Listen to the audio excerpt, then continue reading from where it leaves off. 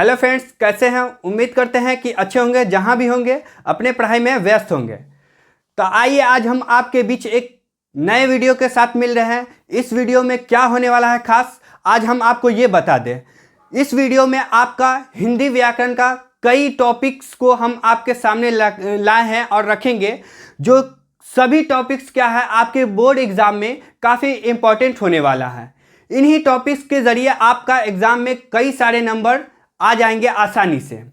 तो आप यदि इस टॉपिक को पढ़ लेते हैं अच्छे से तो आपका कहीं से भी कोई नंबर छूटने वाला नहीं रहेगा। और इस वीडियो से आपका 30 नंबर या 25 नंबर या 40 नंबर के बीच आपका इतना ही नंबर फिक्स हो जाएगा कि हाँ, इस वीडियो से कितना नंबर प्राप्त हुआ। ठीक है, तो आइए आज हम बात करते हैं इस वीडियो में क्या क्या पढ़ाएंगे, आपको सभी को देखना है और वीडियो के लास्ट तक बने रहना है। देखिए, आज जो हम लोग पढ़ेंगे प्यारे बच्चों, आज जो हम लोग पढ़ेंगे उसमें हम लोगों का खास होने वाला है।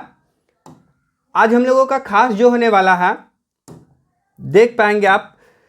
देखिए, इस एग्जाम, ये सिर्फ एग्जाम को लेकर स्पेशल लाया गया है वीडियो। जो आपका एग्जाम है हिंदी का, हिंदी में हिंदी स्टूडेंट के लिए भी है जो 17 फरवरी के लिए है, और नॉन हिंदी वाले के लिए भी है, या 12 वाले के लिए भी है। ये दोनों के लिए हिंदी व्याकरण जो है, ये व्याकरण 10th और 12 दोनों के लिए काफ़ी इंपॉर्टेंट है।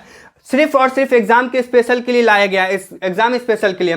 देखिए, इसमें पढ़ना है हम लोगों को वर्ण पढ़ना है। क्या पढ़ना है? वर्ण पढ़ना है, शब्द पढ़ना है, या संज्ञा पढ़ना है, या फिर सर्वनाम पढ़ना है, या विशेषण और क्रिया, उपसर्ग और प्रत्यय। इतना टॉपिक्स यदि आप पढ़ लेते हैं, अच्छे से समझ लेते हैं, तो आपका क्वेश्चन नहीं छूटेगा। इनके आधार पर कुछ रह जाएंगे, उनको हम बाद में आपको दूसरे वीडियो में बता देंगे।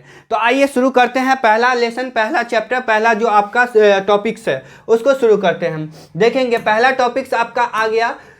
पहला टॉपिक्स कहता है कि वर्ण किसे कहते हैं। सबसे ज़्यादा पूछा जाता है क्वेश्चन, वर्ण किसे कहते हैं। ठीक ना, तो वर्ण यदि आपसे पूछा जाए क्वेश्चन किसे कहते हैं, तो यहाँ पर देखिए परिभाषा में आप लिख सकते हैं कि वर्ण उस मूल ध्वनि को कहते हैं, उस मूल ध्वनि को कहते हैं जिसके खंड या टुकड़े नहीं किए जाते हैं। जिसके खंड या टुकड़े नहीं किए जाते हैं उसको हम कहते हैं वर्ण कहते हैं। जैसे आप देख सकते हैं आप देखिए, आ को हम तोड़कर कुछ बना सकते हैं। इसको ना तो तोड़ा जाएगा, ना तो इसके टुकड़े किए जाएंगे, ना इसको काटे जाएंगे।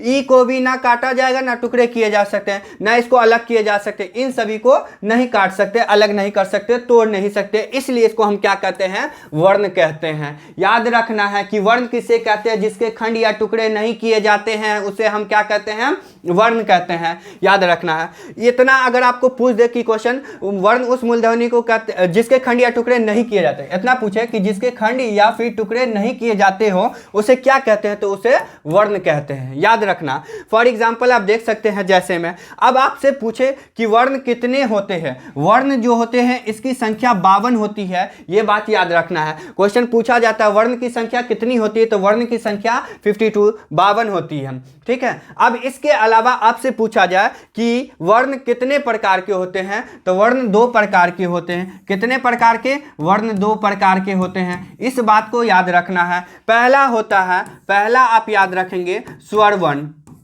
स्वर वर्ण, सॉरी एक मिनट, वर्ण जो होते हैं 2 प्रकार के होते हैं, एक स्वर वर्ण और दूसरा व्यंजन वर्ण। ठीक है, ये 2 याद रखना है, स्वर वर्ण और व्यंजन वर्ण। ठीक है, ये 2 प्रकार के आपको याद रखना है। अब देखिए, स्वर वर्ण हम लोग पढ़ेंगे और इसके अंदर व्यंजन वर्ण पढ़ेंगे। ठीक है, इसमें वर्ण में बहुत सारा टॉपिक्स है, बट हम जो इंपॉर्टेंट है उसी को आज आपको पढ़ाएंगे। ठीक है, तो याद रखना है वर्ण किसे कहते हैं, वर्णों की संख्या कितनी होती है। आप देखिए, वर्णों के सार्थक समूह को, यानी वर्णों के जो मेल से बने होते हैं उसको हम क्या बोलते हैं? उसको हम बोलते हैं वर्णमाला कहते हैं। उसको क्या बोलेंगे? वर्णमाला कहेंगे।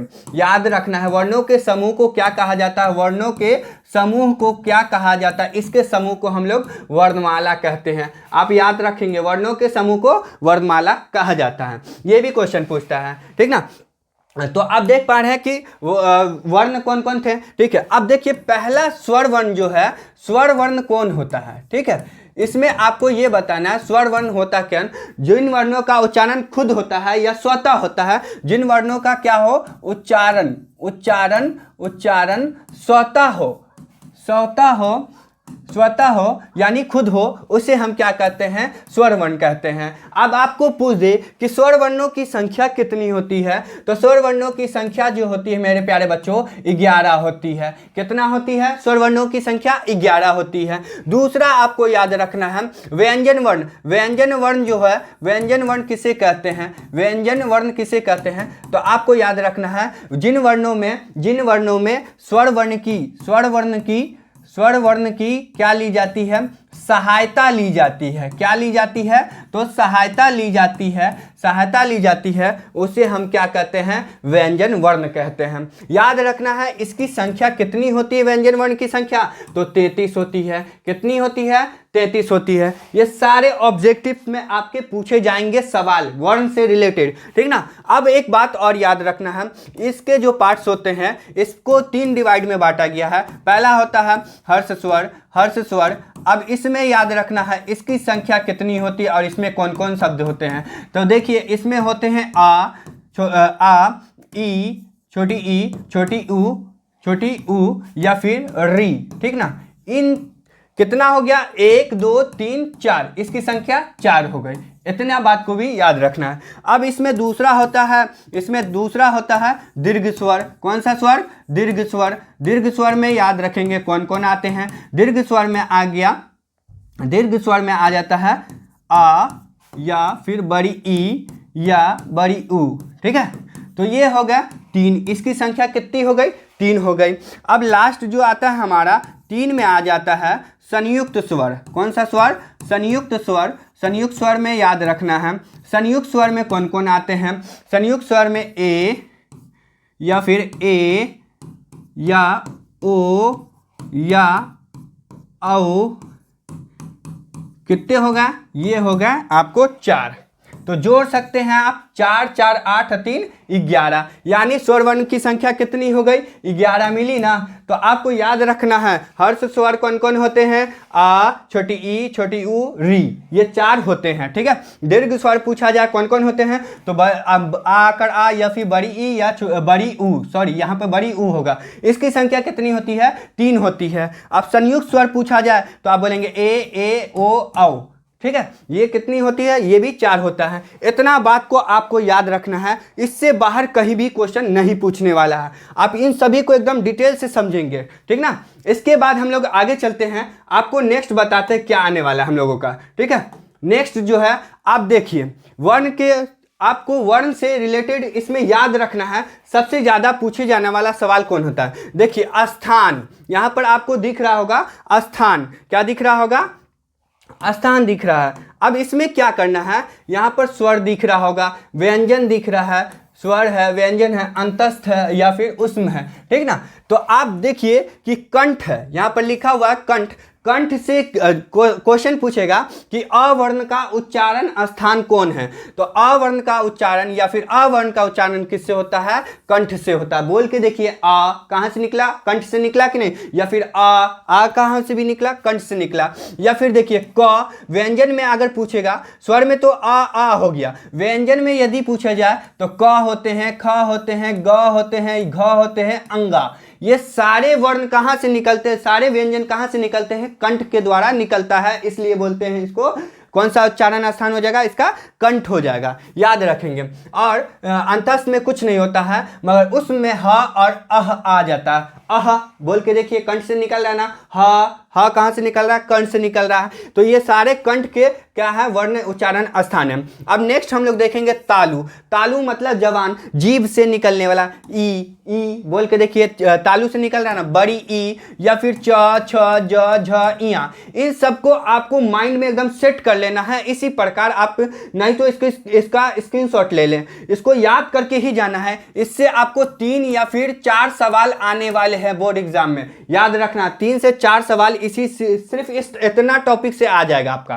फिर अंतस्थ में याद रखना है, य का उच्चारण स्थान पूछा जाए तो तालु हो जाता है, या फिर स का उच्चारण स्थान पूछ जाएगा तो तालु होता है। अब मूर्धा से निकलने वाले शब्द कौन कौन है? देखिए री, ऋषि वाला री, और या फिर ऋषि वाला। ठीक है, ट है, ठ है, ड है, ढ है, न है, ये सारे क्या है, अब मूर्धा से, मूर्धा मतलब मुंह से निकलने वाले वॉइस है, या फिर र है, ठीक है, या फिर ये वाला स है। अब देख ले दंत से कौन, दंत मतलब दांत से निकलने वाला शब्द, तो लिरी, लिरी दांत से निकल रहा है, ठीक है, या फिर त, थ, द, ध, न, या ल, य, श, ठीक ना। देखिए तलबी सा मूर्धनी सा दंडी सा, याद रखना है, सबका सिस्टम एकदम नियम बाय नियम है। अब ओष्ठ, ओष्ठ का मतलब होंठ से निकलने वाले शब्द कौन है, तो ऊ बोल के देखिए, या फिर बड़ी ऊ, ये भी क्या है, ओष्ठ से निकलते, या फिर बोलिए प, ओष्ठ से निकल रहा है ना, फ, ब, भ, म। इसके बाद इसमें कुछ नहीं है, इन सभी में कुछ नहीं। अब नासिका से यदि पूछ दे, नासिका से मतलब नाक से, तो नाक से निकलने वाले इसमें कुछ नहीं होते स्वर में। अब इसमें याद रखना है व्यंजन में अंगा भी अन स्वर आता है, ड आता है, मतलब यहाँ आता है, न आता है, न आता है, म आता है, ठीक है। ये सारे क्या है व्यंजन जो नासिका से वॉइस निकलते हैं, नासिका से आवाज निकलती है, इसको बोलेंगे हम नासिका स्वर बोलेंगे, ठीक है। इन दोनों में कुछ नहीं होता है। तो इतनी बात को आपको याद रखना है, किसका उच्चारण कौन सा है, इसको एकदम स्क्रीनशॉट ले ले आप, एकदम अच्छे से याद कर ले, इससे 3 से 4 सवाल आने वाला है एग्जाम में। तो आई होप कि आपका ये वर्ण चैप्टर हमको लगता है अब समाप्त हो गया, ठीक है। अब नेक्स्ट चैप्टर में देखते हैं कौन सा आता है। देखिए नेक्स्ट चैप्टर हमारा क्या है, शब्द। क्या है, शब्द किसे कहते हैं, शब्द किसे कहते हैं, तो एक या एक से अधिक, एक या फिर एक से अधिक वर्णों से बने सार्थक ध्वनि को समूह को, सार्थक ध्वनि के समूह को क्या कहते हैं, शब्द कहते हैं। इसका परिभाषा आपको याद रखना है, ठीक है। अगर नहीं याद आता है तो इसमें और भी ट्रिक्स बताते हैं। शब्दों का वर्गीकरण जो होता है, देखिए शब्दों का यहाँ पर वर्गीकरण करें, हम शब्द से पूरी टॉपिक्स को नहीं लाए हैं, जो टॉपिक्स आपके एग्जाम में खास होने वाला है उन्हीं के टॉपिक को पढ़ना है, क्योंकि वक्त बहुत कम बचा है और वक्त के अनुसार आपको ढलना है, वक्त के अनुसार चलना है, इसलिए कम पढ़े, अच्छा पढ़े और अच्छा नंबर लाने की कोशिश करें। तो शब्दों का वर्गीकरण देखिए, यहां पर हमने कि यहाँ पहला तत्सम होता है, फिर तद्भव होता है, या देशज, और लास्ट विदेशज, इतना वर्गीकरण। अब इसमें हम लोग पढ़ेंगे तत्सम तद्भव को, पहले जानेंगे, ठीक है। तत्सम तद्भव का देखते हैं, कुछ लिखे हुए, हाँ देखिए तत्सम तद्भव में आपको सबसे अच्छा याद रखना है, तत्सम तद्भव में क्या होते हैं, तत्सम तद्भव में हम आपको बता दें तत्सम किसको कहते हैं, याद रखना है पहले। तत्सम जो होते हैं वे शब्द जो संस्कृत से लिए गए हों, किससे लिए गए हों, संस्कृत से लिए गए हों, संस्कृत से लिए गए हों, उसको बोलते हैं हम तत्सम शब्द कहते हैं। इतना बात याद रखना है, शॉर्टकट में याद रखना है कि जो शब्द संस्कृत से लिए जाते हैं उसको हम तत्सम बोलते हैं। तद्भव किसको बोलेंगे मेरे प्यारे बच्चों, तद्भव बोलेंगे आप वे शब्द जो संस्कृत से आकर बने, संस्कृत से आकर मतलब संस्कृत से उससे तब्दील हुआ, बदला हुआ, ठीक है, वह क्या कहेंगे, या हिंदी में आए हैं, हिंदी में प्रयुक्त होते हैं, उसको हम बोलते हैं तद्भव बोलते हैं। इतनी बात को याद रखना है सिर्फ तत्सम और तद्भव में। इसके बाद बाकी ट्रिक्स आपको आगे बताते हैं, ठीक है। और देशज क्या होता है, जो देसी भाषा होता है उसमें हम बोलते हैं देशज, जो विदेशज होता है, जो बाहरी भाषा होता है, यानी हमारे देश का भाषा नहीं होता, हमारे देश की वर्ड नहीं होते, उसको बोलते हैं विदेशज। आगे चलते हैं, देखिए इसमें नेक्स्ट वाले में आपको सारा समझ में आएगा। अब यहाँ पर आपको कुछ चीज दिख रहे होंगे, इसमें ये ट्रिक्स है मेरे प्यारे बच्चों कि यहाँ पर न देखेंगे, छोटी ना और बड़ी ना, ठीक ना। तो यहाँ पर देखिए अर्पण लिखा हुआ है, तो यहाँ पर कौन सा ना है, ये वाला ना है, ठीक है। अब अर्पण की जगह पर अगर ये वाला ना आ जाए, कौन वाला ना आ जाए, ये वाला ना आ जाए, अगर ये ना रहता है तो ये हो जाएगा तत्सम, क्या रह जाएगा, ये हो जाएगा तत्सम। अगर ये वाला ना आएगा तो क्या कहेंगे, तद्भव, क्या कह जाएंगे, तद्भव। एकदम आसान ट्रिक में इसको याद रखना है, ठीक ना, इसको क्या रखना है, आसान ट्रिक में, अगर ये ना रहे तो तत्सम और ये ना रहे तो तद्भव, ठीक ना। ये वाले ना के बदले में तत्सम लिखाएगा, ठीक है, और इस वाले ना के बदले में तद्भव लिखा था, इस वाले के, ठीक ना। तो देखिए अगणित, अगणित, तो तो अ के बदले में गणित का क्या हो जाता है, अनगिनत हो जाता है। देखिए इस ना को चेंज किया गया है तो कौन सा ना आया, ये वाला ना आया, अनगिनत बन गया। कर्ण के जगह पर या ये वाला ना को चेंज करेंगे तो हम क्या बन जाएगा, कान बन जाएगा, हमारा क्या बन जाएगा, कान बन जाएगा। स्वर्ण के जगह पर इस वाले ना को चेंज करेंगे तो क्या बन जाएगा, सोना बन जाएगा। ठीक ना। देखिए इन सभी को आप बोलेंगे तो ये सभी कहाँ से लिए गए हैं, संस्कृत से लिए गए, और ये हिंदी के शब्द है, इसलिए ये तद्भव कहलाएंगे और ये तत्सम कहलाएंगे। आप देखिए निर्गुण, निर्गुण में आप देखेंगे इस वाले ना के बदले में ये वाले ना का प्रयोग हुआ तो क्या हो गया, निर्गुण क्या हो गया, ये निर्गुण ये वाला तत्सम और ये वाला तद्भव हो गया। आई होप कि ये समझ में आ गया होगा। अब नेक्स्ट इसमें हम लोग देखेंगे व अगर रहे, व के बदले में व रहे तो इसको हम बोलेंगे तत्सम बोलेंगे। क्या बोलेंगे, तत्सम बोलेंगे। व वाला शब्द लिखाना, व से कोई वाक्य लिखा होगा तो उसको हम तत्सम बोलेंगे, और इसी के जगह पर व आ जाए तो उसके बदले में हम बोलेंगे तद्भव बोलेंगे। ठीक ना। देखिए अब यहाँ पर ट्रिक क्या है, व का वक, वक की जगह पर आ गया ब का बक, तो वक होता है संस्कृत वाला शब्द और बक होता है हिंदी वाला शब्द, तो ये हो गया हमारा तत्सम और ये वाला हो गया तद्भव हो गया। अब विवाह देखिए, वी से व से निकला विवाह, अब ब से निकला ब्याह, तो ये क्या हो गया, ये हो गया संस्कृत वाले शब्द और ये हो गए तत्सम वाले सॉरी ये तत्सम वाले और ये तद्भव वाले हो गए। अब यहाँ देखिए वर, वर से निकला, यहाँ हो जाएगा बर। ठीक है, वर यात्रा, यहाँ पर क्या हो जाएगा, बारात, तो ये सभी क्या हो गया, संस्कृत के शब्द और ये हो गए हिंदी के शब्द, तो तत्सम और तद्भव। इसको आप स्क्रीनशॉट कर सकते हैं। नंबर 2 देखिए हो गया।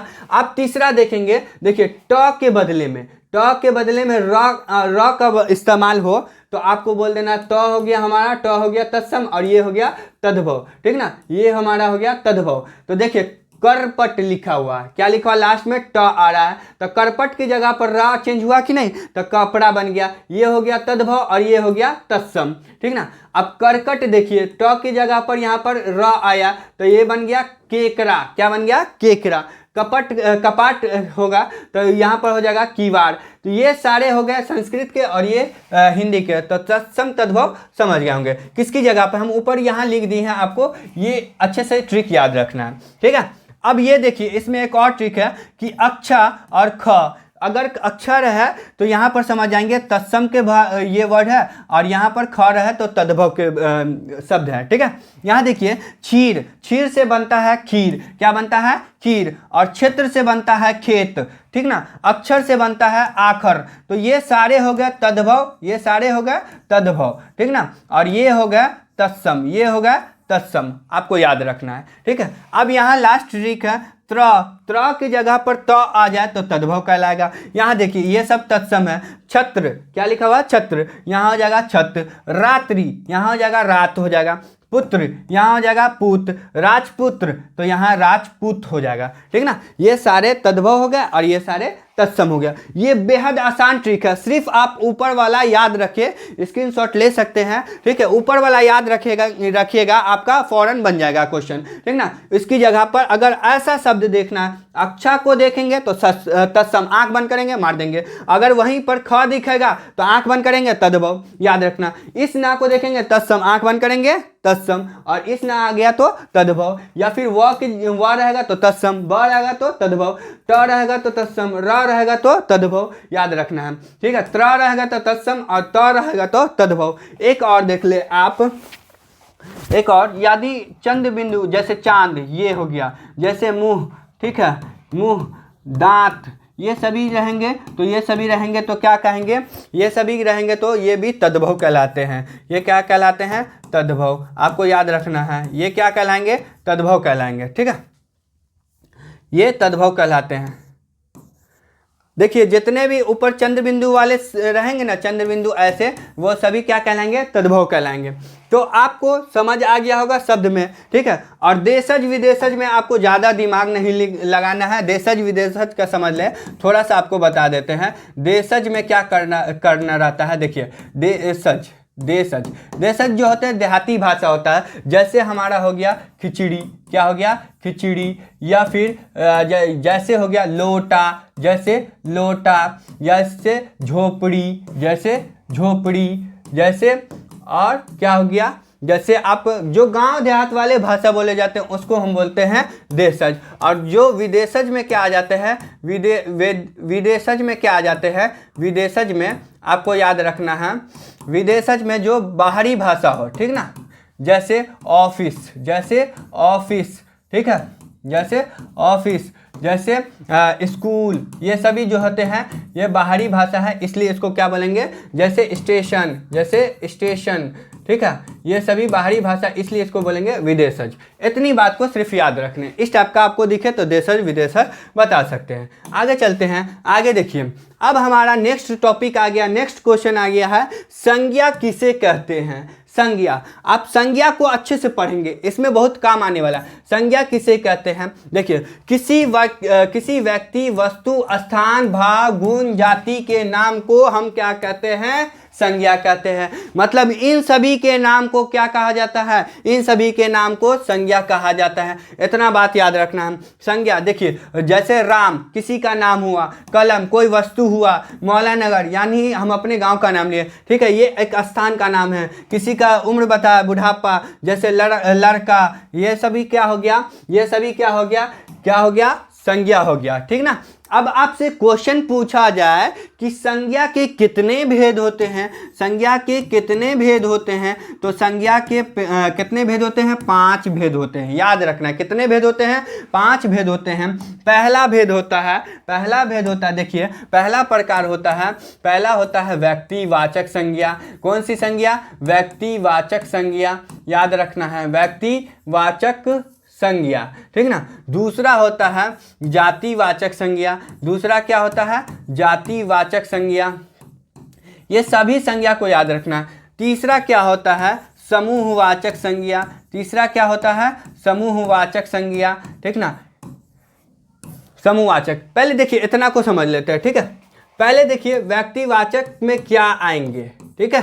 पहला जो होता है व्यक्तिवाचक, उसमें क्या आता है, तो इसमें जो होता है खास, याद रखना है, खास वस्तु, खास वस्तु, खास वस्तु, स्थान या फिर स्थान या नाम को ही हम क्या कहते हैं, को ही हम क्या कहते हैं, व्यक्तिवाचक संज्ञा कहते हैं। अब देखिए मेरे प्यारे बच्चों, खास वस्तु, व्यक्ति, स्थान क्या आता है, तो हम पहला रो ले लेते हैं इसका। देखिए पहला ले लेते हैं, इन तीनों में डिवाइड कर दें। देखिए खास जो होगा तो जैसे खास कलम का भी खास होता है नहीं, ठीक ना।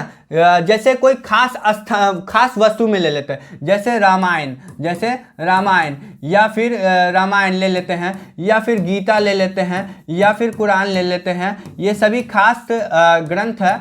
कुरान, जैसे बाइबिल, ठीक है, ये सभी क्या होते हैं, खास पुस्तक है, इसलिए खास हो गया, पुस्तक में वस्तु होगा, ठीक है। या फिर आप ले सकते हैं ताजमहल, जैसे ताजमहल, या फिर आप ले सकते हैं, जैसे ले सकते हैं आप इंडिया गेट ले सकते हैं। बहुत सारा जो खास रहता है, जैसे गंगा नदी, ठीक ना, गंगा नदी, ये सभी क्या हो गया, खास हो गया।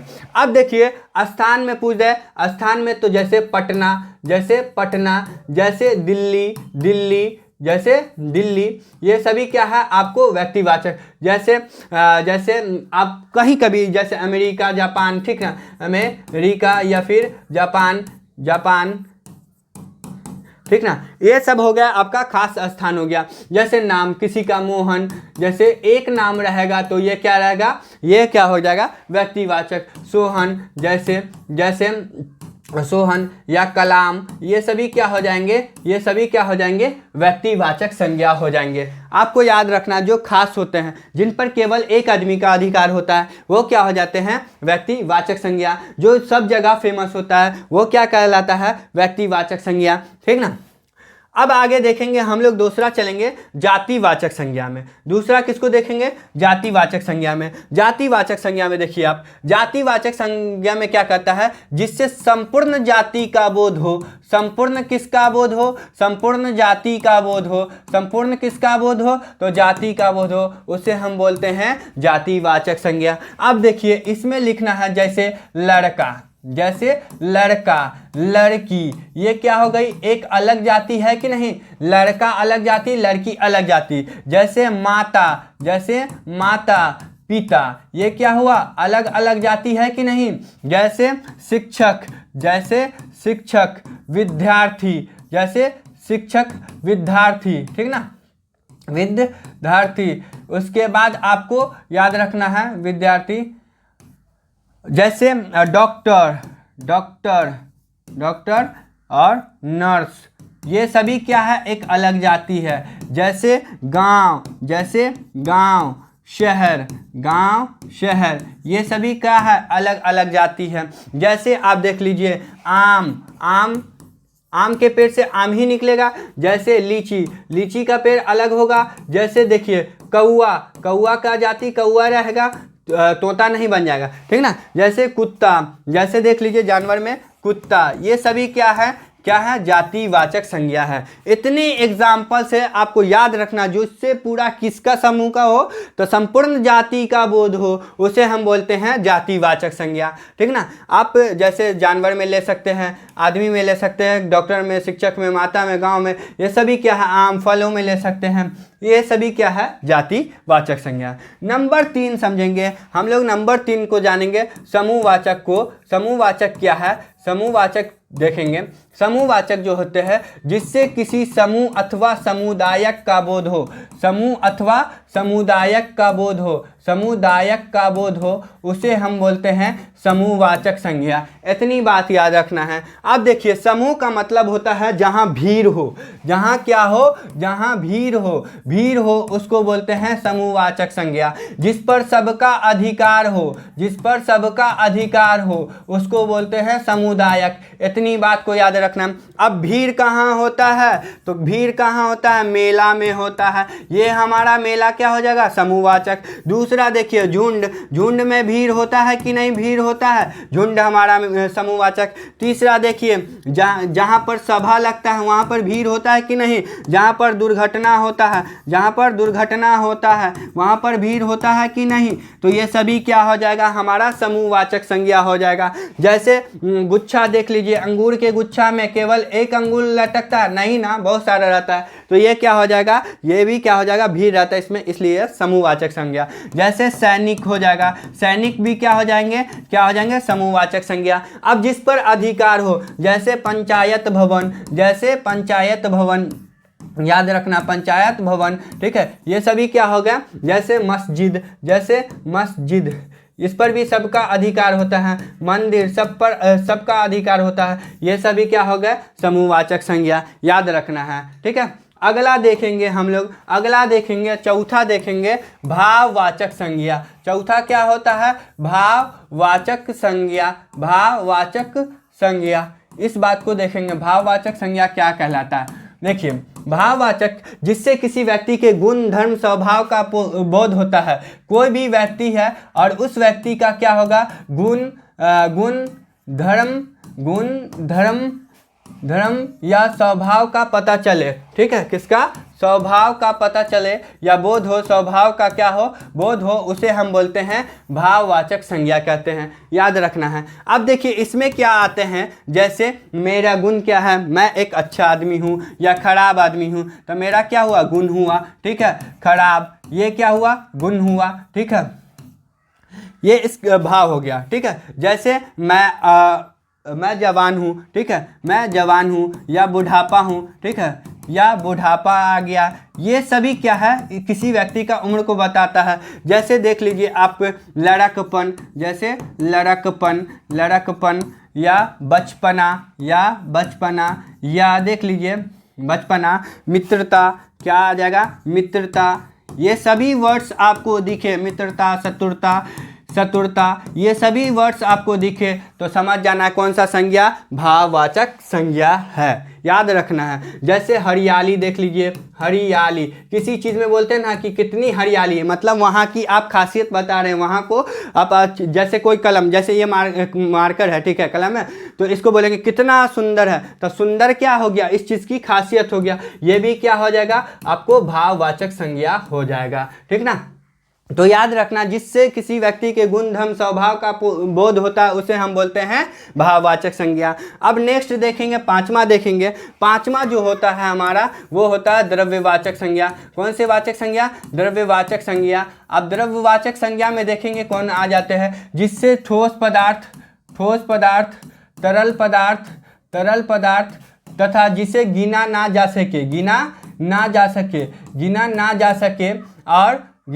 सके परंतु नापा या तौला जा सके, उसको हम बोलते हैं तौला जा सके, इसको बोलेंगे हम द्रव्यवाचक संज्ञा। इतना याद रखना है, ठीक है। अब देखिए ठोस क्या हो जाता है। ठोस में जैसे हो गया लोहा पूछ दे कौन सी संज्ञा, तो द्रव्यवाचक संज्ञा, क्योंकि लोहा मजबूत होता है, ठोस होता है, ठीक है। दूसरा देख लीजिए आपको, जैसे चांदी क्या होता है? मजबूत होता है, तो ये क्या हो गया आपको? द्रव्यवाचक संज्ञा। तीसरा देख लीजिए सोना, ये सभी क्या हो गया? मजबूत हो गया। चौथा देख लीजिए ईंट, ये सभी क्या हो गया? मजबूत हो गया, इसलिए ये कौन सा हो जाएगा? द्रव्यवाचक संज्ञा, क्योंकि ठोस में आते हैं। अब तरल में देखेंगे हम लोग क्या होता है, जिससे जैसे जो बहती अवस्था में हो, तो पानी क्या बहेगा कि नहीं एक जगह से दूसरी जगह? पानी, आंसू, ठीक है, आंसू, ये सभी क्या हो जाएगा?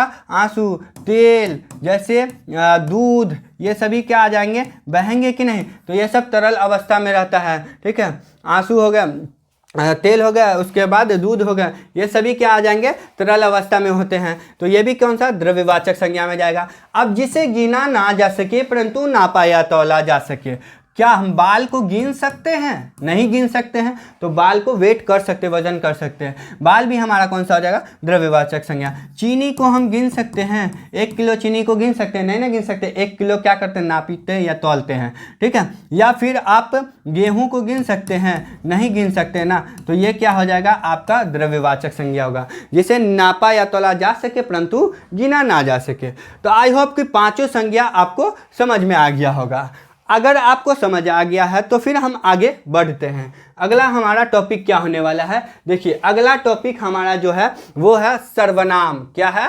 सर्वनाम किसे कहते हैं? सर्वनाम में याद रखना है किसे कहते हैं। सर्वनाम उस शब्द को कहते हैं या उस विकारी शब्द को कहते हैं जो संज्ञा के स्थान पर उसके प्रतिनिधि के रूप में प्रयुक्त होते हैं या प्रयुक्त किए जाते हैं, उसे हम क्या कहते हैं? उसे सर्वनाम कहते हैं। एक बार याद रखना है, सर्वनाम उस विकारी शब्द को कहते हैं जो संज्ञा के स्थान पर उसके प्रतिनिधि के रूप में प्रयुक्त किए जाने वाले शब्द को सर्वनाम कहते हैं। इतना परिभाषा आपको याद रखना है। कभी कभी परिभाषा भी पूछ देता है कि सर्वनाम उस विकारी शब्द को कहते हैं जो संज्ञा के स्थान पर प्रतिनिधि के रूप में प्रयुक्त होते हैं, उसे क्या कहते हैं? तो उसे सर्वनाम कहते हैं, याद रखना है।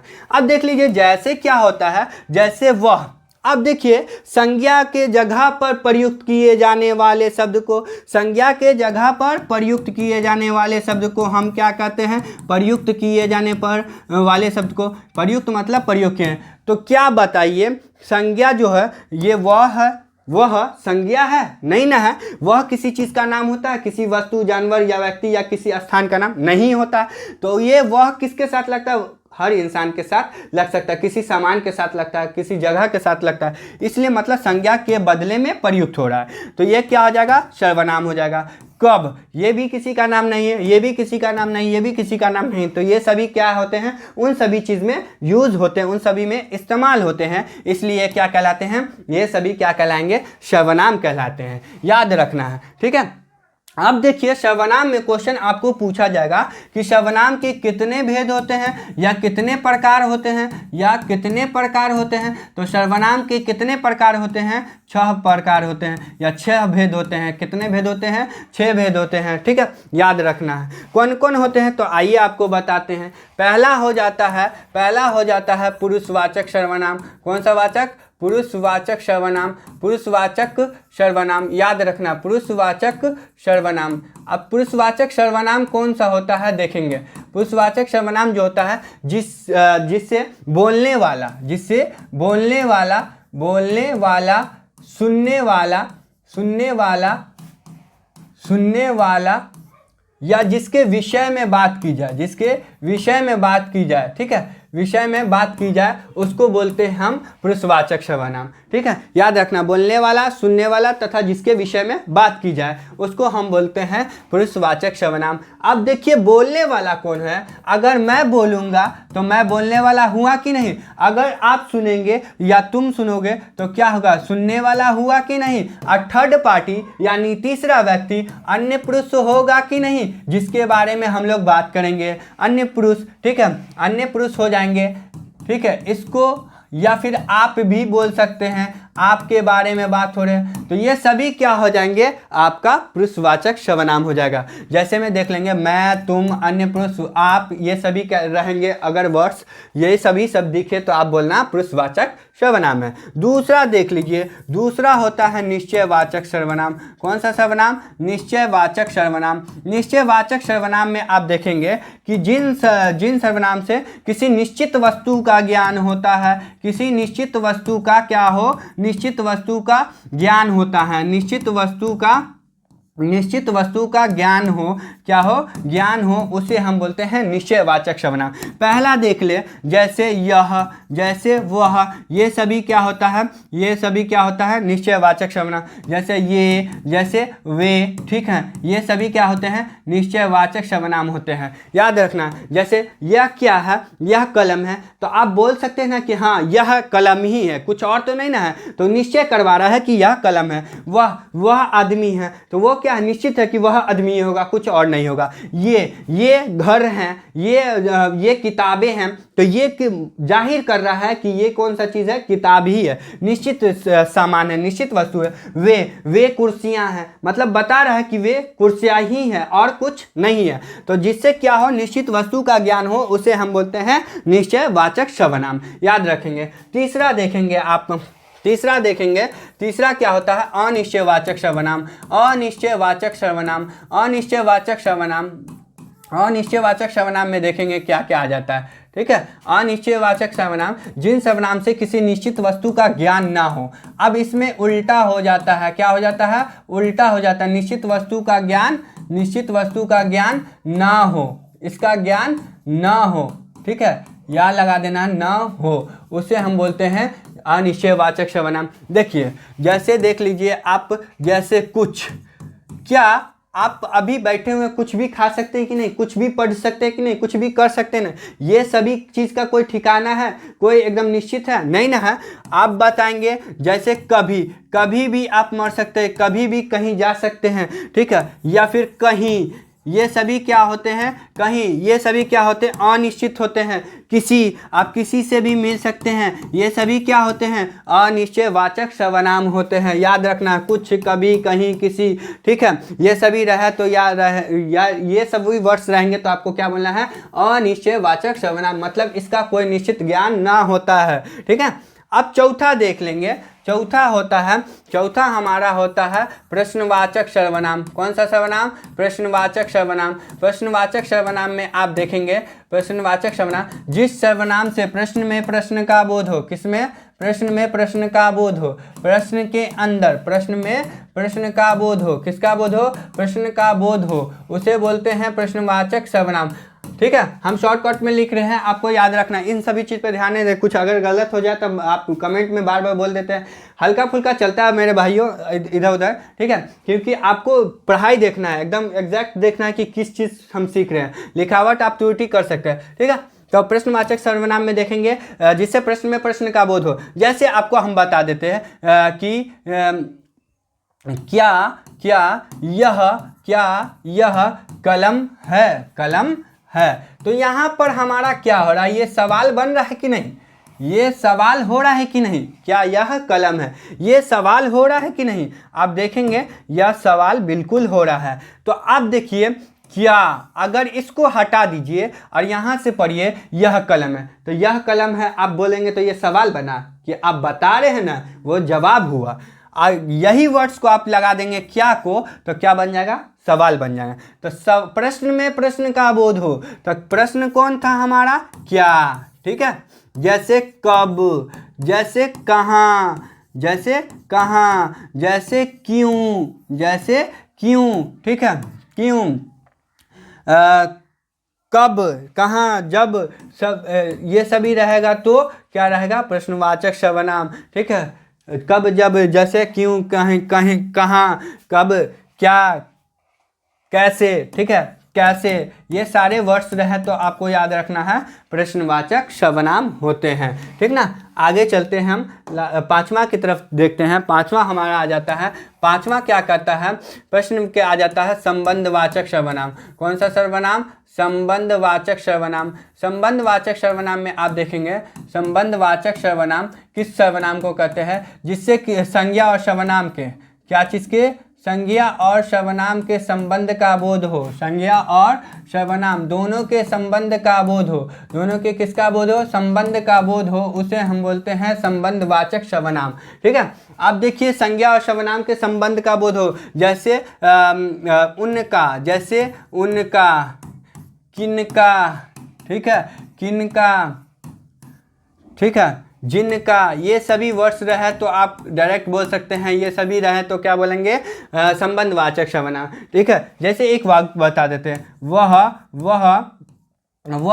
घर उनका है, वह घर उनका है। देखिए, अब वह घर उनका में देखेंगे, वह क्या है, सर्वनाम है, वह क्या है, सर्वनाम है। ये बेहद आपको मालूम है, बड़ा अच्छे से मालूम है। घर क्या है, वस्तु है, अब वस्तु है तो क्या हो गया, संज्ञा है। अब ये क्या बता रहा है, वह घर उनका है, तो उनका क्या हो जाएगा, यहाँ पर हमारा उनका जो हो जाएगा संज्ञा और सर्वनाम का संबंध हुआ, तो क्या हुआ, वह घर उनका क्या हो जाएगा, संबंधवाचक सर्वनाम हो जाएगा। कौन सा सर्वनाम, संबंधवाचक सर्वनाम हो जाएगा। ठीक है, याद रखना है। तो उनका, जिनका, किनका, सिनका, या ये सभी वर्ड्स रहे तो आप क्या बोलेंगे, संबंधवाचक सर्वनाम।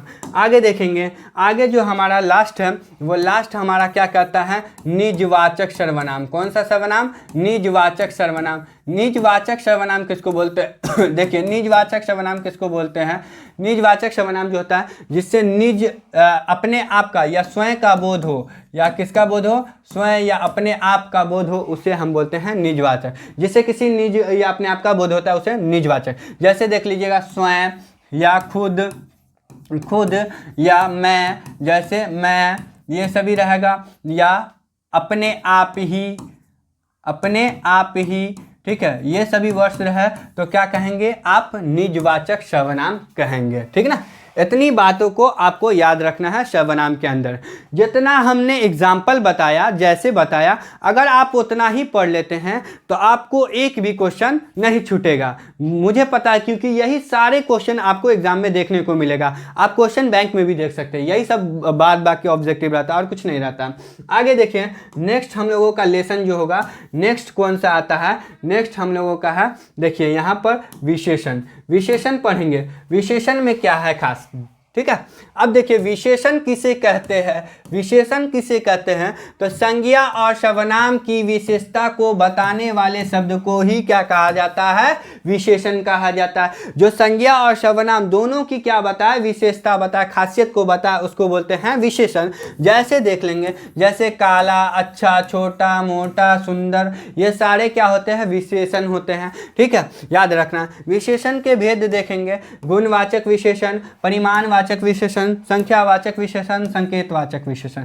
ठीक है, गुणवाचक मतलब किसी चीज की गुण को बताए, परिमाण का मतलब किसी नाप या तौल का बोध हो, संख्या का मतलब होता है किसी गिनती को बताए, संकेत का मतलब होता है किसी चीज को सूचित करे, उसको हम बोलते हैं। ये सभी आपको याद रखना है, इन सभी पर ज्यादा डिटेल नहीं बात करेंगे, इनमें जो मेन होता है उनको देखेंगे। देखिए, इनके बाद हम लोग देखेंगे, देखिए कुछ सवाल लेके आए हैं, जैसे आपको जो मेन होता है विशेषण से याद रखना है। जैसे खानदान, खानदान शब्द का विशेषण है, विशेषण होता है या है। ठीक है, ये सब पूछेगा तो आपको बोलेंगे खानदान शब्द का विशेषण कौन है, तो खानदान का विशेषण बनाएंगे तो क्या बन जाएगा, खानदानी। ये विशेषण खानदानी बन जाएंगे, विशेषण बन जाएंगे। विजय शब्द का विशेषण क्या होता है, विजयी बन जाएगा। ठीक ना, या धर्म शब्द का विशेषण क्या होता है, धार्मिक होता है। इस सब बात को याद रखना। सप्ताह का विशेषण क्या होता है, साप्ताहिक होता है। मधु का विशेषण क्या होता है, मधुर होता है। ये सभी आपने देखा होगा, ये टाइप का ज्यादा पूछता है, इसलिए याद रखना है। ठीक ना, जो संख्या का बोध करेगा उसको संख्यावाचक बोलेंगे। ठीक ना, संख्या का बोध करे, जो संख्या का बोध करे उसे हम बोलते हैं संख्यावाचक। संख्या का बोध करे, जैसे देख लेना है आपको 9, जैसे 5, जैसे 9, ठीक है, 5, ये सभी संख्या को बता। जैसे 5 दिन, 5 दिन तो क्या हुआ, संख्यावाचक हुआ कि नहीं हुआ। जैसे परिमाण किसी की क्या हो जाए, किसी जगह या फिर किसी चीज़ की बात करें, ठीक है, या फिर गुण में आ जाएगा, किसी चीज़ की खासियत को बता, उसको बोलना है गुणवाचक विशेषण। तो ज़्यादा उसमें नहीं डिटेल बात करेंगे, बस ये इतने ही बात को आप याद रखेंगे विशेषण से, ठीक है। इस पर ज़्यादा चर्चा नहीं करेंगे। आगे चलते हैं। आगे जो सवाल पूछेगा आपका, देखिए क्रिया, क्रिया क्या होता है, क्रिया किसे कहते हैं, ठीक है। क्रिया जो होता है जिससे किसी काम के होने या करने का बोध हो या करना मालूम हो, उसे हम क्या कहते हैं, क्रिया कहते हैं। जैसे देखिए लिखना, पढ़ना, खेलना इत्यादि, ठीक है। अब क्रिया में आपको देखना है ध्यान से, क्वेश्चन पूछेगा कि क्रिया के कितने भेद होते हैं या क्रिया कितने प्रकार के होते हैं। तो क्रिया के जो भेद होते हैं याद रखना बच्चों, क्रिया के 2 भेद होते हैं। पहला होता है सकर्मक क्रिया। कौन सा क्रिया, सकर्मक क्रिया, ठीक है, सकर्मक क्रिया, सकर्मक क्रिया, ठीक है, सकर्मक क्रिया। दूसरा होता अकर्मक क्रिया, अकर्मक क्रिया, अकर्मक क्रिया, अकर्मक क्रिया, ठीक है, अकर्मक क्रिया। तो सकर्मक क्रिया और अकर्मक क्रिया। अब इसमें जानेंगे सकर्मक क्रिया होता क्या और अकर्मक क्रिया होता है क्या, ठीक ना। सकर्मक क्रिया के अंदर जो पहला जो हम लोगों का है, इसमें याद रखना है सकर्मक क्रिया में जो चीज़ नया हो, क्या हो, नया हो, पुराना हो, ट्रिक है, ये ट्रिक से आपको जानना है। नया हो, पुराना हो, घटे, क्या हो, घटे, या बढ़े, या क्या हो, बढ़े, ठीक है, ये सभी रहे तो आप बोलना सकर्मक क्रिया है। आप जैसे देख लीजिए, जैसे देख लीजिए, राम, राम आम खाता है, राम आम खाता है। अगर ये क्वेश्चन पूछ देगा कि राम आम खाता है, ये क्वेश्चन पूछ देगा, अब बोलेगा कौन सी क्रिया है, तो आप कैसे पहचानेंगे। देखिए राम जो आम खाता है तो आम घटेगा कि नहीं। अगर आप 1 केजी आम लाए हैं, उसमें से राम आम खा गया 1 पीस, तो आम क्या हुआ, घटा कि नहीं, घटेगा। तो क्या होगा, क्या होगा, सकर्मक क्रिया। कौन सी क्रिया, सकर्मक क्रिया। कौन सी क्रिया, सकर्मक क्रिया, ठीक है। जैसे यह कलम नया है, तो नया रहेगा तो क्या होगा, नया रहेगा तो क्या रहेगा, सकर्मक क्रिया, ठीक है। जैसे देख लीजिए, वह बस से, वह बस से, वह बस से, वह बस से घर जाता है, घर जाता है, वह बस से घर जाता है, ठीक है, वह बस से घर जाता है। उसे हम इसमें कौन सा क्रिया लग रहा है, तो देखिए अगर कोई भी बस से जा रहा है तो बस से क्या होगा, बस पुराना होगा कि नहीं, बस खराब होगा कि नहीं, घटेगा, खराब होगा, ठीक है, पुराना होगा। ये सभी क्या हो जाएंगे, सकर्मक क्रिया होंगे। कौन सा क्रिया, सकर्मक क्रिया। या इस टाइप से भी बोल सकते हैं, सकर्मक क्रिया किसे कहते हैं, जिस क्रिया का फल कर्म के ऊपर पड़े, किसके ऊपर, कर्म के ऊपर पड़ता हो, उसे हम बोलते हैं सकर्मक क्रिया। याद रखना हम, ठीक ना। ये तो ट्रिक है आपका कि ये किसको कहेंगे, नया हो, पुराना हो, घटे हो, बढ़े। जैसे हिरन घास चरती है, हिरन घास चरती है, तो हिरन घास चरा तो घास खत्म होगा कि नहीं, तो ये कौन सा क्रिया, सकर्मक क्रिया। याद रखना है। अब देख लें अकर्मक क्रिया, यदि आपसे पूछा जाए तो अकर्मक क्रिया में याद रखना है जो कुछ ना हो, जिसका फल किस पर पड़े, कर्ता पर पड़े, फल किस पर पड़े, कर्ता पर पड़े, उसे हम बोलते हैं अकर्मक क्रिया। इसे हम बोलते हैं अकर्मक क्रिया बोलते हैं। कौन सी क्रिया, अकर्मक क्रिया बोलते हैं, ठीक ना, कर्ता पर पड़े। तो अब देखिए कर्ता पर, जैसे मैं रोता हूँ, मैं रोता हूँ, ठीक है, मैं रोता हूँ। तो आप बताइए कि आप जो रोइएगा या मैं रोऊंगा, तो क्या इसमें कोई चीज़ का लॉस है या कोई चीज़ का फ़ायदा है, नहीं ना है। आपका भावना खुद है आपके साथ। मैं पढ़ता हूँ, जैसे मैं पढ़ता हूँ, तो पढ़ता हूँ, तो यहाँ पर आप पढ़ रहे हैं ना, कोई और नहीं ना पढ़ रहा है, ठीक ना, कोई और चीज़ नहीं ना, यानी कर्ता पे पढ़ रहा है इसका फल, ठीक ना। वह सोता है, वह सोता है, तो वह खुद ना सो रहा है, ठीक ना, वह सोता है तो खुद ना सोता है, कोई और थोड़ी सोता है, ठीक है, या सोने में कुछ घटा फायदा थोड़ी है, ठीक ना। तो ये क्या है, ये क्या हो जाएगा, अकर्मक क्रिया हो जाएगा। याद रखना है, बस इतना ही सी बात याद रखना है। आगे देखिए, आगे हम लोगों का जो नेक्स्ट होगा, नेक्स्ट होता है, देखिए अब मेन जो खास एग्जाम में इससे सवाल बहुत ज़्यादा पूछा जाता है। सवाल पूछा जाएगा उपसर्ग किसे कहते हैं, पहले इसका आपको जवाब जान लेना। जो शब्द किसी शब्द के पहले लगते हों, ऐसा शब्द जो किसी शब्द के पहले आकर जुड़ जाए और क्या बना दे, कोई मीनिंग बना दे, उसको बोलते हैं उपसर्ग, किसी मानी बना देते हैं। जैसे देखिए यहाँ पर अनुरूप, अनुरूप लिखा हुआ है। अब अनुरूप का आपको उपसर्ग बनाना है, तो इसका शब्द के पहले आगे, ठीक ना, ये हमारा लिखा हुआ रूप, लिखा हुआ रूप, और शब्द से पहले क्या बनेगा, अनु आ गया। क्या बन गया, अनु आ गया।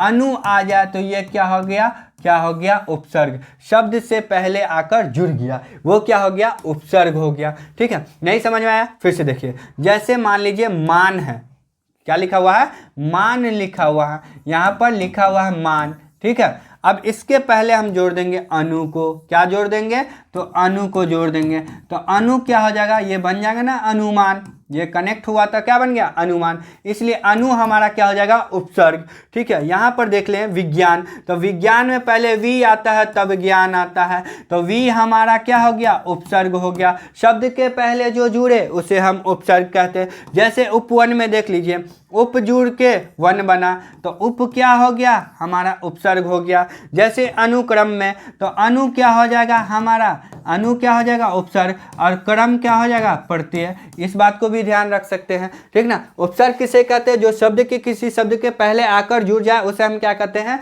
उपसर्ग कहते हैं। आप समझ गए होंगे। अनुरूप, तो अनु हो गया हमारा उपसर्ग। अनुमान में अनु क्या हो गया, उपसर्ग, मान को छोड़ देना। विज्ञान में वी क्या हो गया हमारा, उपसर्ग। उपवन में उप क्या हो गया, उपसर्ग। अनुक्रम में अनु क्या हो गया, उपसर्ग।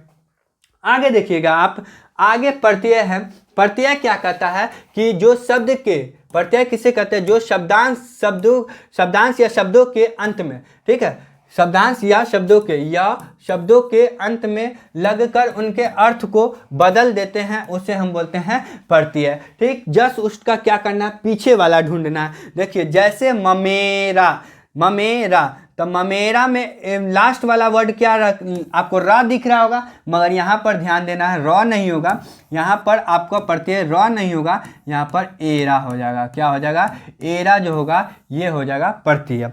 जैसे टिकाऊ, टिकाऊ, तो यहाँ पर टिक एक साथ हुआ, आऊ निकल रहा आवाज़, ठीक ना, क्या निकल रहा है, आऊ, तो ये हमारा क्या हो जाएगा, आऊ, ठीक है, या बड़ी ऊ, सॉरी एक में, हाँ, टिकाऊ, टिकाऊ, आऊ हो जाएगा, ठीक है। ये हमारा क्या हो जाएगा, प्रत्यय। कारक में क्या हो जाएगा, कारक, अक, ठीक है, अक, ये हमारा क्या हो जाएगा, प्रत्यय। तनु में, तनु में ऊ निकल रहा है, छोटी ऊ, ठीक है ना, तो ये क्या हो जाएगा, ये क्या हो जाएगा, हमारा प्रत्यय हो जाएगा। जो शब्द के लास्ट में लगकर क्या बना दे, शब्द को मीनिंग बदल दे या शब्द उनके अर्थ बदल दे, उसको हम बोलते हैं प्रत्यय। ठीक है, एरा, आऊ और अक या फिर तनु। ठीक, अगर इसमें कोई डाउट लगे तो आप कमेंट कर सकते हैं। ठीक है, तो आगे देख ले। आगे हमको नहीं लगता, बस इतना ही आपका क्या है, लास्ट है। इतना ही आपका क्या है, ये सभी टॉपिक्स आपका क्या है, लास्ट है। तो मेरे बच्चों, आपको ये आज वाला टॉपिक कैसा लगा? अगर आपको अच्छा लगा हो, अगर आपको अच्छा लगा हो तो आप क्या कहेंगे, कमेंट में कमेंट करेंगे ज़रूर कि हाँ सर मुझे बहुत अच्छा लगा, और इस टॉपिक से आपको क्या होने वाला है, बहुत ही फ़ायदा होने वाला है, लाभ होने वाला है। तो दोस्तों में शेयर करना ना भूलें, लाइक करना, कमेंट करना या सब्सक्राइब करना ना भूलें। इसी के साथ आप बने रहें हमारे साथ। इसके साथ मैं आपसे नेक्स्ट वीडियो में जल्द मिलता हूँ। जय हिंद।